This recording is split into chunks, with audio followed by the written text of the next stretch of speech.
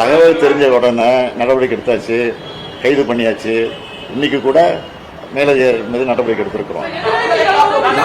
மரணம் அடைந்த அஜித்குமார் கொலை வழக்குல அவர் தண்டிக்கப்பட்டார், இவர் தண்டிக்கப்பட்டார், இவர் சஸ்பெண்ட் செய்யப்பட்டார், இவர் பணியிடம் நீக்கம் செய்யப்பட்டார், இவர் டிரான்ஸ்பர் செய்யப்பட்டார். இந்த கதையெல்லாம் இங்க வேண்டாம். இந்த கைது செய்து டிரான்ஸ்பர் பண்றது, சஸ்பெண்ட் பண்றது இதெல்லாம் வேண்டாம். காவல்துறையை கையில் வைத்திருக்கக்கூடிய முதலமைச்சர் ஏன் இதற்கு பொறுப்பேற்று ராஜினாமா செய்யவில்லை என்பதுதான் மக்களின் கேள்வி.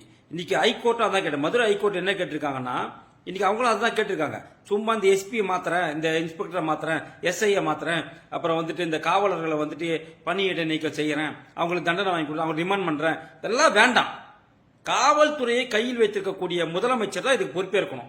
ஏன்னா இவ்வளவு பேர் நீங்க மாத்துறீங்களா, ஏன் மாத்துறீங்க? இவ்வளவு பேர் நீங்க சஸ்பெண்ட் பண்றீங்க, இவ்வளவு பேர் கைது பண்றீங்க, ஏன் பண்றீங்க? இவங்களாம் காவலர் அதிகாரிகள், இவங்களாம் இவ்வளவு மேலதிகாரிகள் என்பதனால தானே. அப்ப இவர்களுக்கெல்லாம் மேலதிகாரி யாரு?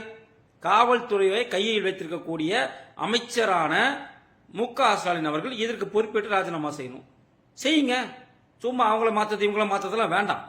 பொறுப்பேற்று நீங்க ராஜினாமா செய்யுங்க.